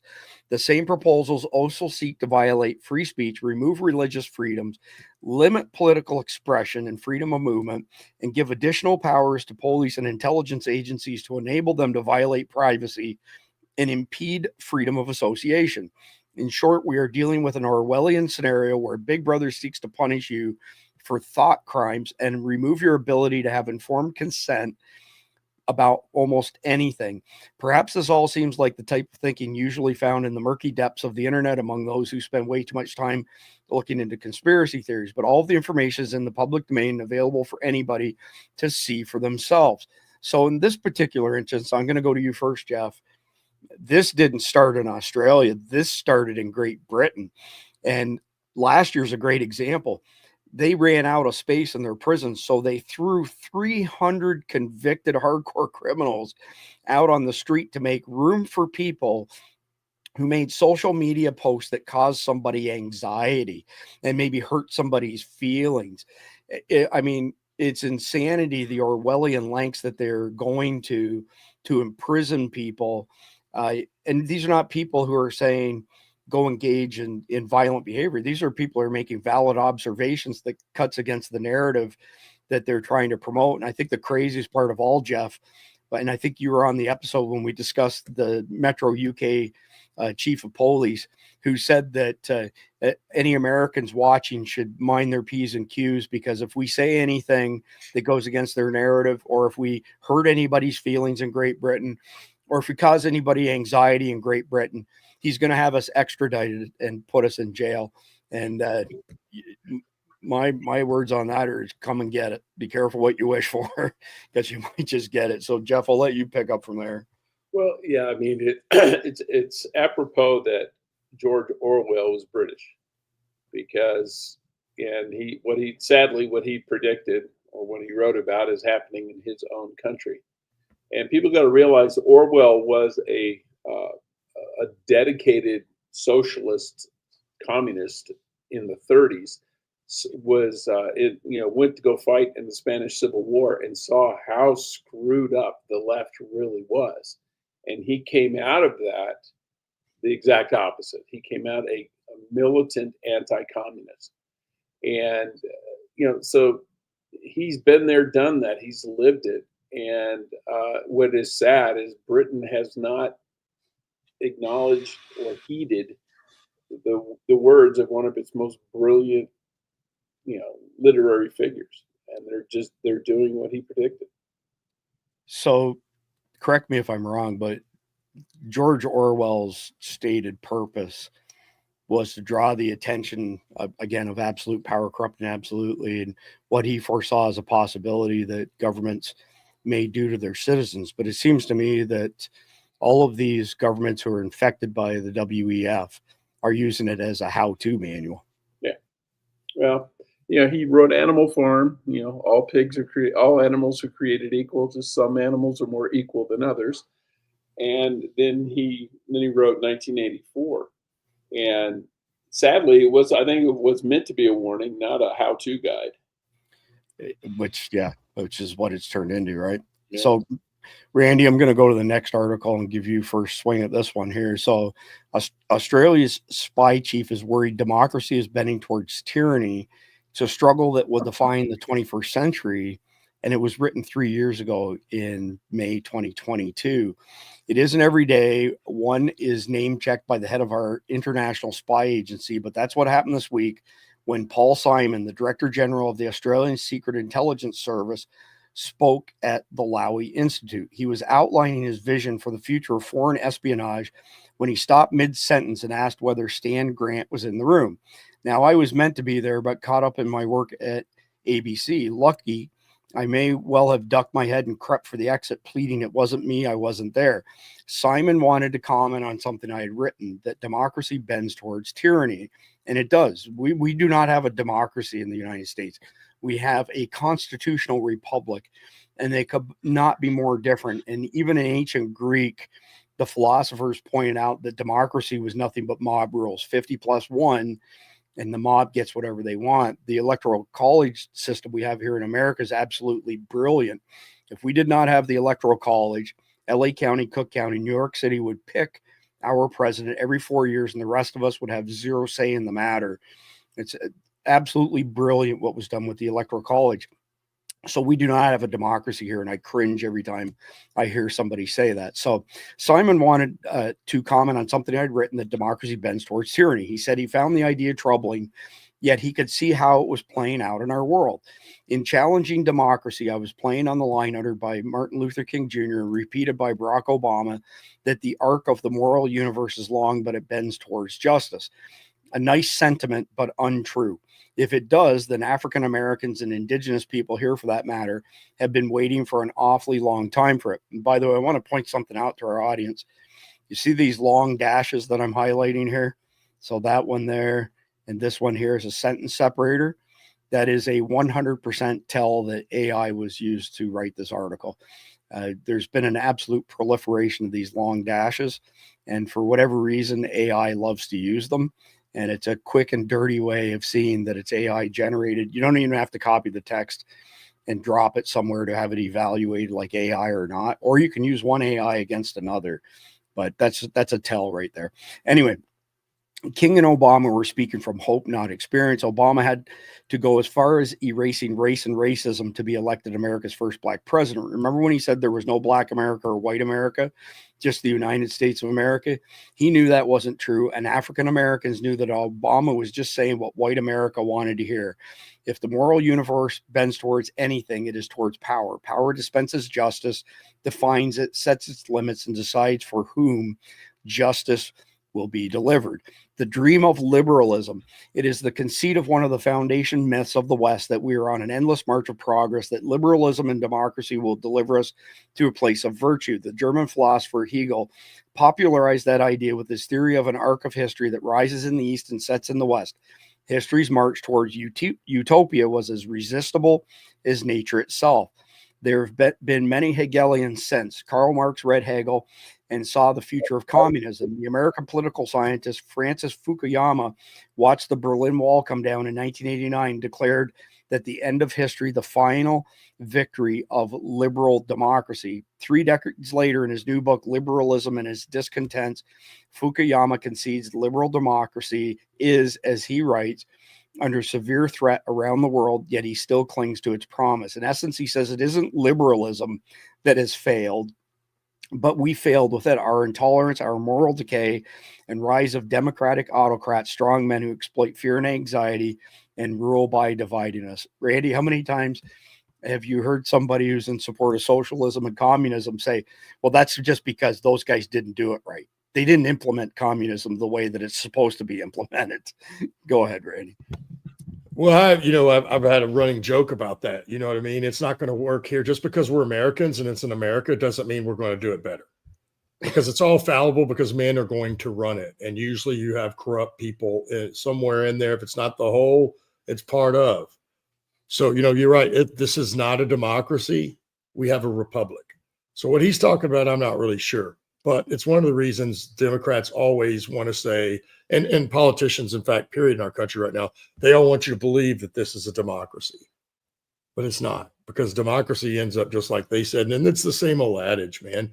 It's not going to change. If liberalism would work in America, well, would New York look like it does? Philadelphia, Boston, LA, would those places look, Minneapolis, that are being run by Democrats and liberals for the last 4 or 5 decades?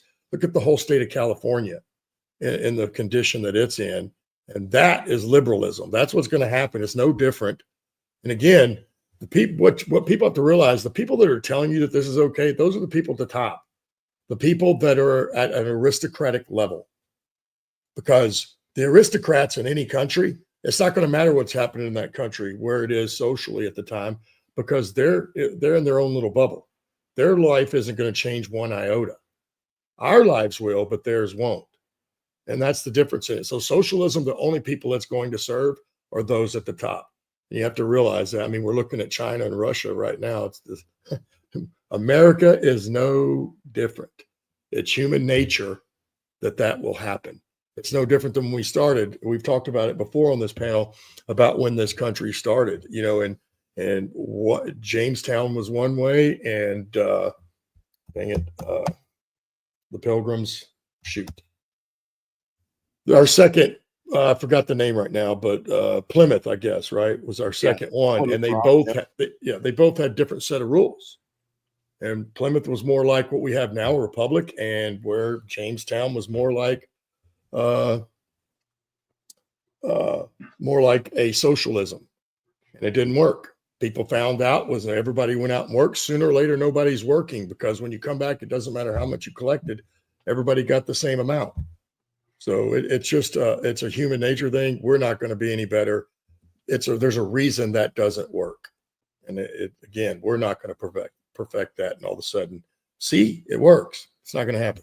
Yeah, I'm coming to you next, Ricardo, but just a quick statement is we have a tremendous number of Americans who conflate equality of opportunity and equality of outcome, and they are not the same thing. And if you sit around and you're a fresh air inspector instead of working hard, you do not deserve the same things that those people who bust their ass to accomplish. So I had a good friend of mine here today from Colorado. His name's Mike Bellamere. Some of our longtime followers probably remember him.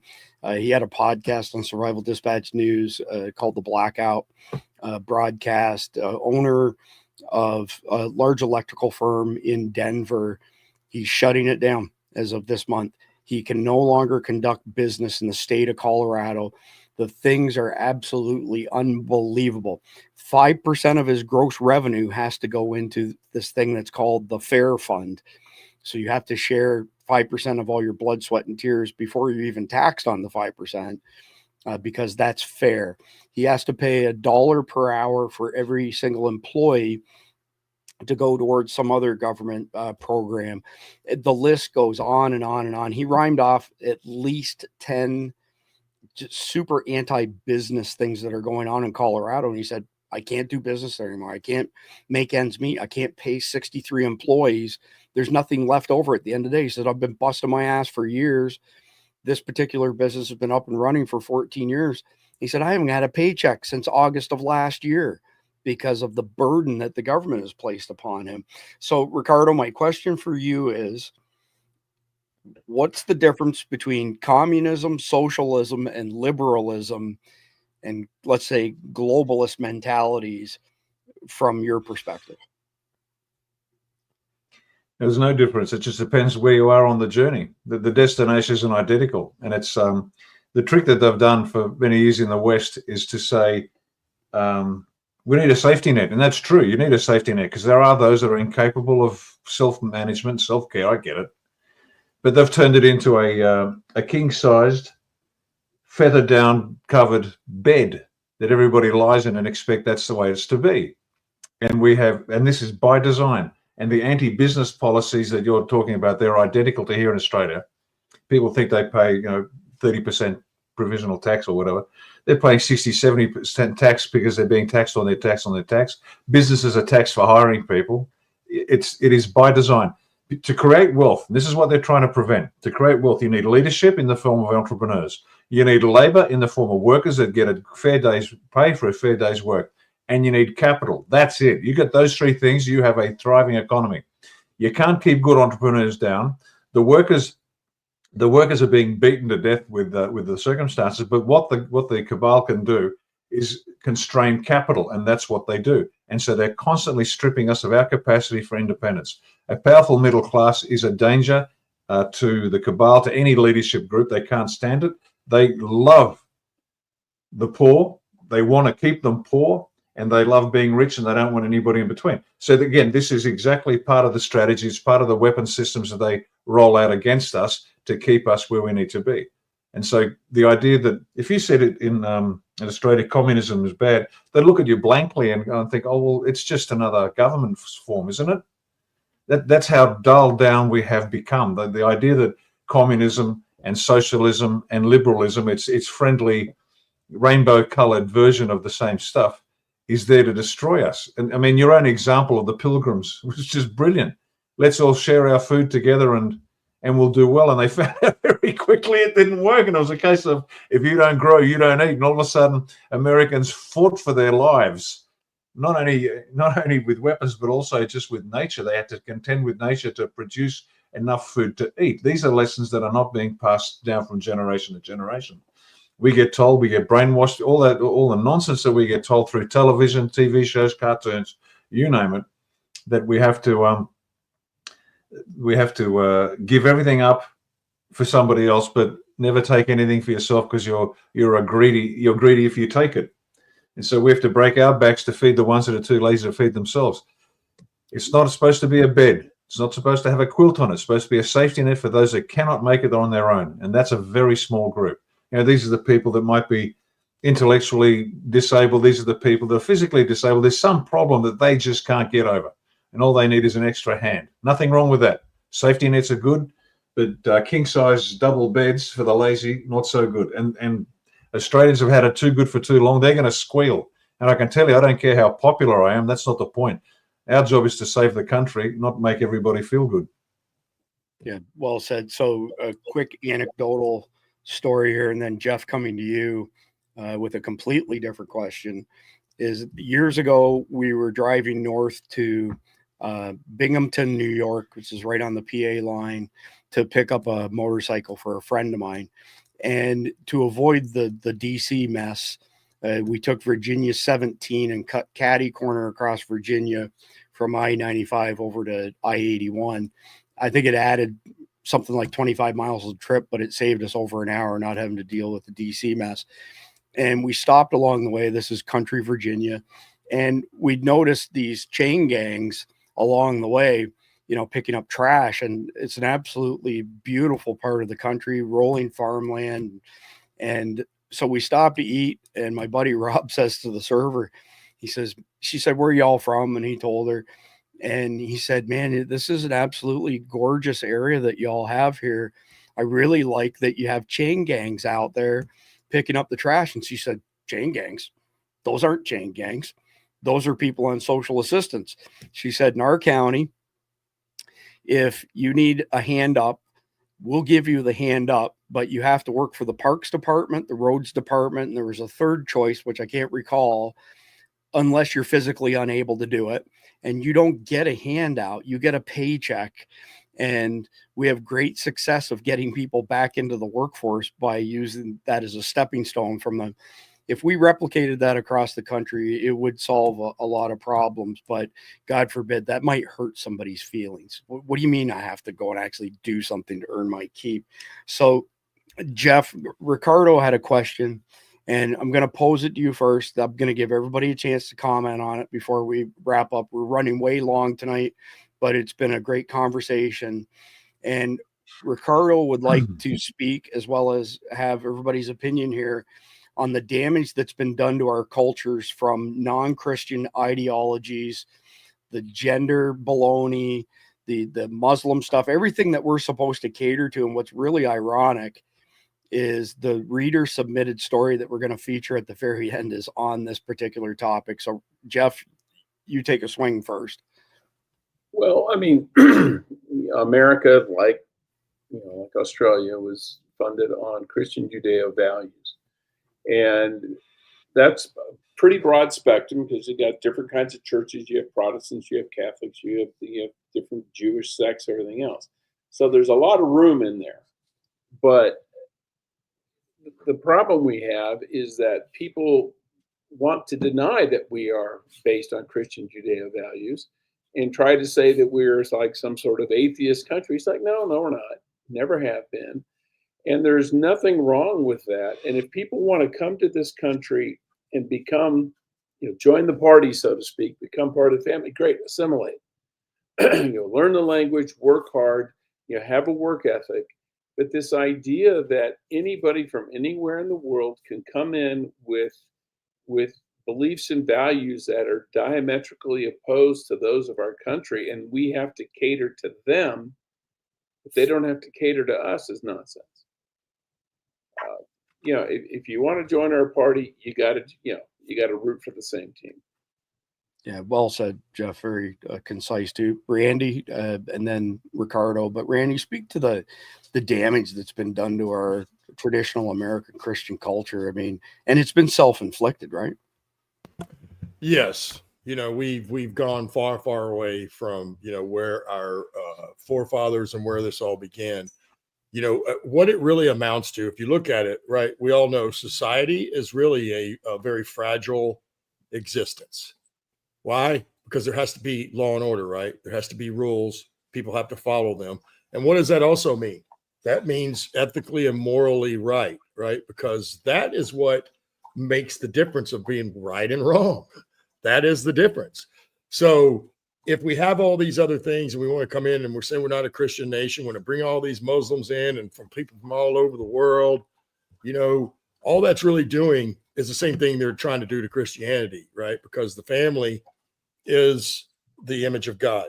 And in fact, that's what we all are, is was made in the image of God, but it's actually the whole family. It's not just one man. It's the whole family. It's the love piece.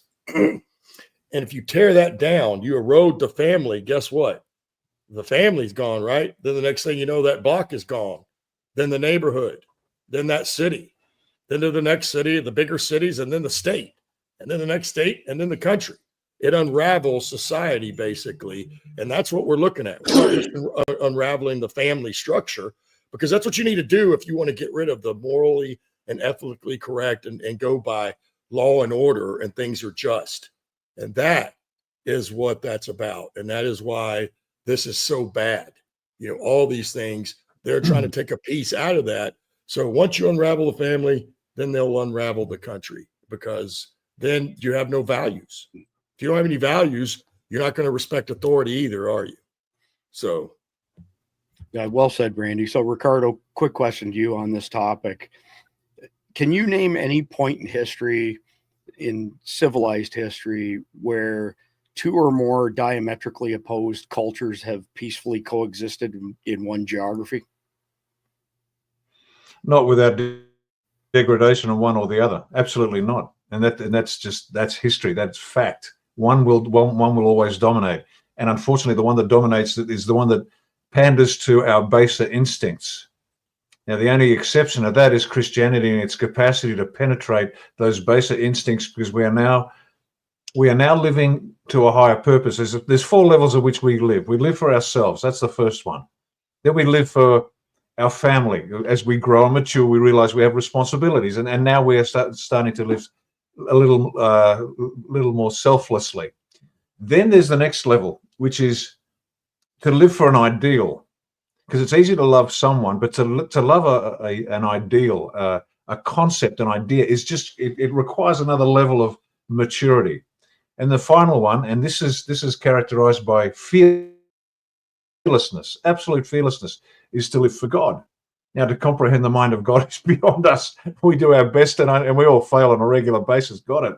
But that's where that fearlessness comes from, and that's why Christianity has been able to penetrate and defeat these baser ideologies that pander to our depraved nature, I guess, in its worst case. But let me just add this, and this is very important. As a political organization, we're not pandering. We set a strategic intention many, many years ago, and Randy will know this, will be very familiar to him and any military people listening. When you're planning a large-scale military operation, you set your intention, and intention comprises three parts: purpose, method, end state. Purpose, what you're going to do; method, how you're going to do it; end state, a set of criteria by which you know you've succeeded or not. It's brilliant. Now, we said this a long time ago, many, many years ago, and it was, let me just run this past you, because this informs this whole debate about the Christian foundation to our country, just like yours. Our purpose is to save Australia. That's it. If it deviates to the least degree from that purpose, we don't care. The method, is to create a moral political movement which empowers Australians to reach their highest individual potential so collectively all may participate in the reformation of Australia. Now, that's the toughest way to do anything. Are you kidding me? Getting people to stand up and actually fight for themselves? Except for one thing, it's a Christian country and Christians get that message. Now, here's our end state, and we'll come back to this issue about non-Christian ideologies. Our end state is Australia is a moral, sovereign, self-reliant Christian Western constitutional republic, which is economically powerful, militarily intimidating, politically free, culturally vibrant, and socially cohesive. And I love the clinical nature of military planning, because once again, anything that deviates from that to the least degree is rejected. And that way everybody is working on track. Now, key to that intention that we wrote many years ago is the morality of it. Now, morality, as we all know around this table, and many of your listeners will know, is that apparently it's relative. It's situational. No, it's not. Randy can tell you a few stories where he can show you that morality is not situational. It's some things are just right and some things are just wrong, and that's it. So we had to define for ourselves from first principles and go against thousands of years of very intelligent writings from Plato and Aristotle and Socrates and all the rest of them. What's a moral people? That's our first metric. We have to be a moral people first. Without that moral base, forget the rest. Forget the sovereignty and self-reliance, blah, blah, blah. It's all nonsense. Got to be moral. So for us, a moral people is a group who agrees the difference between right and wrong and then thinks, speaks, and acts to advance the right and eradicate the wrong. And it's a simple, elegant, beautiful definition. And what does that mean, right and wrong? Well, as we know, you can bring all sorts of religions into this country. And here's a little take on our take on religious freedom. You may bow your head, your soul, your mind to any god you want, but your physical actions must be in accordance with Australian secular law, which is based on a Christian ethic. So if a Muslim comes into town and says Muhammad married his favorite wife Aisha at age 6 and consummated that marriage at age 9, and as a good Muslim man, he is required to emulate Muhammad's example, you can do that, but we call it pedophilia, and we're either going to hang you or lock you up for the rest of the miserable life. Your physical actions must be in accordance with our law. We have a culture here. It is the best culture on the planet, and it's predicated on a Christian ethic. And at the center of that Christian ethic is the imago Dei, the image of God. We all have that divine spark. We are all equal. Every other religion is supremacist. Judaism is supremacist. Islam is a supremacist. Hinduism is supremacist. They're all supremacist religions. And yet, we, the Christians who believe that we are all equal in the sight of God and have different abilities, I get that, but we are all equal, all equal rights. And it's incumbent upon us as Christians, and we do. We help those that are unable to help themselves. That's how we work. That's why the West has succeeded where every other culture will fail and will always fail. Now, one last point on this morality. And I want to talk, I did a couple of pieces in the last couple of weeks where I waded in with my big size 14s into the alphabet people, the LGBTQ, whatever. As Dave Chappelle says, they took 20% of the alphabet for themselves. The Jews, the Muslims, and everybody else that thinks that they can come in here and we have to bow to them. Well, that's not going to happen in Australia. It's just not going to happen. Because the alphabet people, let's take that. We don't care what you do in your bedroom. But they mucked with the kids. They try to force us to turn against our kids. And here's the thing about the gay community, the LGBT, 2SL, LGBTQI, PPA, it's ridiculous. They were silent when our kids were being attacked. They started this war, we didn't. So if the gays get a bit sad that all of a sudden their mental illness is no longer being pandered to, tough. You started this war against us, we didn't. You pushed it to the point where the most depraved actions were being taken and you as a group were silent. The gay community said nothing. Well, right back at you, sweethearts. You're going to go back up the rock. I think there's an important distinction to be made there. So we have a neighbor in Georgia. We have a home in the mountains, and we're in the middle of nowhere. And that particular neighbor, on more than one occasion, she's gay, has said these transgender people that are part of this alphabet movement, they're just not compatible. Like, it's not compatible with her values or beliefs. She's a Christian. I don't really give a crap what people do in their bedrooms. It's not for me to judge. But it's interesting to hear somebody from that say, basically, we're not part of this stuff. And here's an interesting thing, Ricardo, that you're welcome to look up. There was a study done recently that said the vast majority of females who have this dysmorphia and think that they're a male, they really do. Like, it is really a diagnosable mental condition of dysmorphia. But the vast majority of males who think they are a female has nothing to do with dysmorphia, and it has to do with they are sexually turned on by wearing women's clothing. And there's a clinical term for it that escapes me right now, but they're not the same. So in my mind, I don't think of gay people the same as I think of transgender.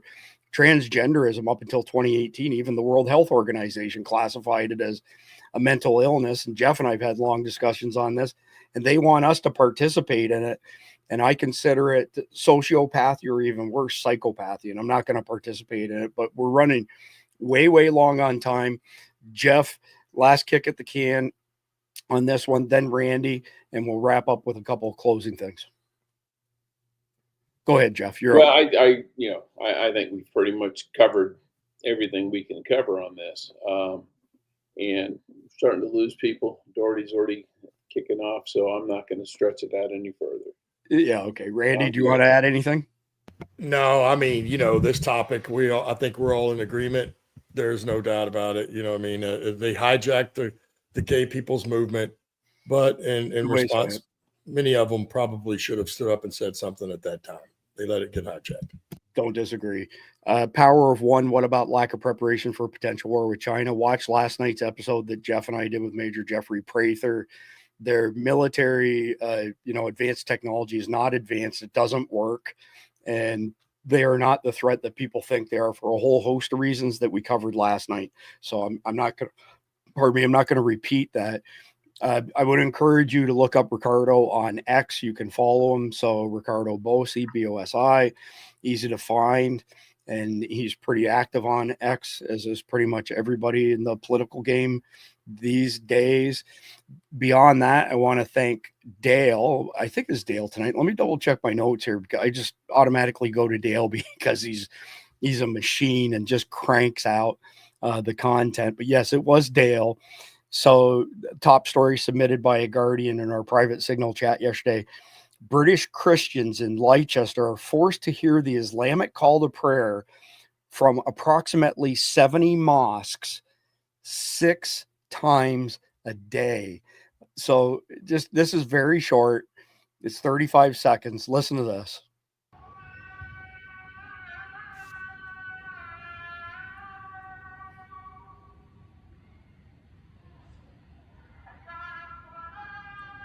All right, I can't do the whole 35 seconds. You all get the picture.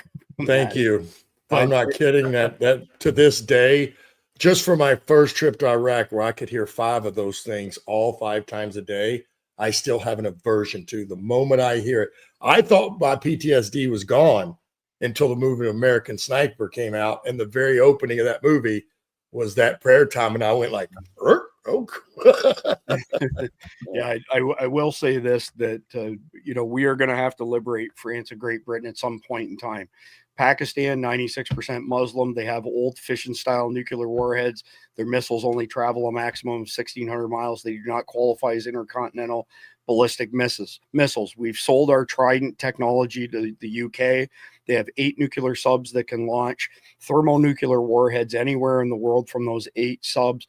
And the French are even more advanced. They have the full triad of nuclear power, air, land, and sea, anywhere in the world. So thermonuclear, smaller, way more powerful than the old fission ones. When the Muslims finish their conquest of the government in both Great Britain and France, they will be the first 2 Muslim-controlled countries in the world with global thermonuclear warheads.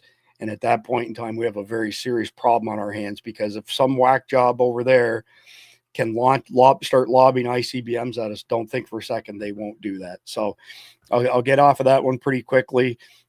Check out survivaldispatchnews.com. I won't go over all of that once again. We're going to be back tomorrow evening with Jonathan Lyons. He's one of the most recognized voices on border security in Arizona. He's a Yuma County supervisor. He's coordinated dozens of site visits and briefings with governors, members of Congress, administration officials, and law enforcement to showcase the debacle at our border over the past 4 years. I want to thank everybody in our audience and our vendor partners as well. Your support makes all the difference. You know, $74.99 a year for a Guardian membership, 21 cents a day. It helps us keep the lights on so we don't have to go punch clocks to do this stuff. And let's face it, at the end of the day, it's you and us on this mission to save our republic and our traditional American culture. So we're going to keep shining a light on the darkness because truth matters. So keep listening, keep prepping, keep the faith, and God bless the United States of America and our cousins in Australia. Do you ever feel it? That something is wrong with the world, like a splinter in your mind? The Matrix isn't fiction. It's real. A prison built not of walls, but of lies. I saw it young. Hollywood dreams, silicon toys, news anchors with plastic smiles. All tools. Tools to shape perception, to cage thought. Behind the curtain, puppet masters move. They don't wear uniforms, they don't need guns.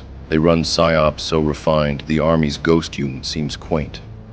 These are the true threats to America, to Trump's success. You ask who they are. If I told you, would you even believe me? Their network hums not in Congress or courts, but in the cold, sterile halls of globalist think tanks. Foundations with friendly names, but sinister goals. They fund chaos, open borders, climate hysteria, digital leashes. They write the scripts, censor the dissent, push CBDCs to track your every step. But I see through it, and so does he. Did you think the last administration was in charge? Orders signed with an auto pen while the world burned. Now Trump's returned. MAGA isn't a campaign, it's a counterattack. Knight to F3. The center seized, but the board is still crowded. Bureaucrats, media pawns, globalist bishops. They will not surrender the game, because Trump is the one variable they cannot control. Unbought, unbroken, the voice of the people. And if the people ever wake up, if they ever see the psyop for what it is, they'll burn the system to the ground. The real war has only just begun.